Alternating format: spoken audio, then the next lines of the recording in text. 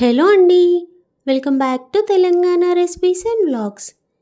ఈ వీడియోలో బచ్చలాకుతో బజ్జీలు ఎలా చేసుకోవాలో చూద్దాం. 10 మినిట్స్లో చేసుకునే హెల్దీ అయిన ఈవినింగ్ స్నాక్ ఈ రెసిపీ.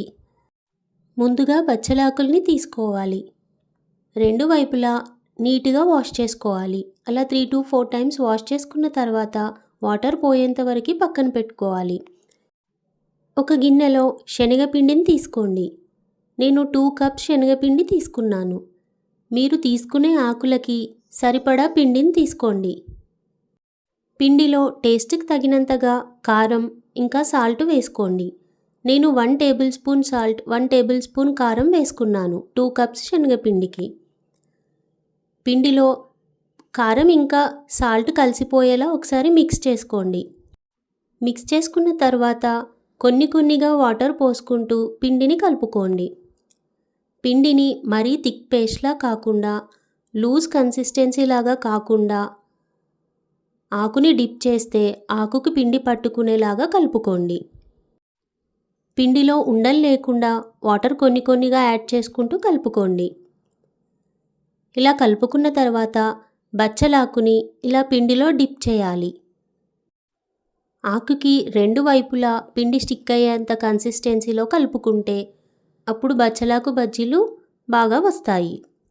ఇప్పుడు పిండి కలుపుకున్న తర్వాత ఒక కడాయి పెట్టుకొని అందులో సరిపడా నూనెను వేసుకోండి. నూనె వేడైన తర్వాత ఫ్లేమ్ని లో ఫ్లేమ్లోకి పెట్టుకొని బచ్చలాకు బజ్జీలను వేసుకోండి. బచ్చలాకుల్ని పిండిలో డిప్ చేసుకుంటూ ఇలా వేసుకోండి.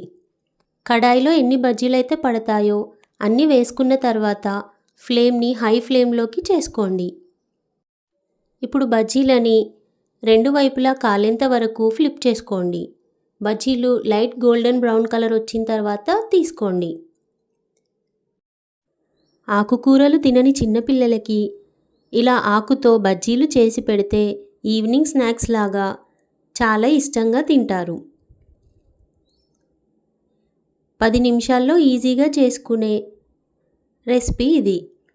ఈ బజ్జీలు వేడిగానే కాదు చల్లగా కూడా చాలా టేస్టీగా ఉంటాయి. చూశారు కదా, ఇలా రెండు వైపులా గోల్డెన్ బ్రౌన్ కలర్ వచ్చిన తర్వాత అన్నీ తీసుకొని సర్వ్ చేసుకోవాలి. ఈ బచ్చలాకు బజ్జీలు ఉల్లిగడ్డలతో సర్వ్ చేసుకుంటే ఇంకా టేస్టీగా ఉంటాయి. ఈ బచ్చలాకు బజ్జీలు మీకు నచ్చినట్టయితే మీరు ట్రై చేయండి. నా వీడియోకి లైక్ చేయండి, షేర్ చేయండి అండ్ సబ్స్క్రైబ్ చేయండి. పక్కనే ఉన్న బెల్ ఐకాన్ని క్లిక్ చేయండి.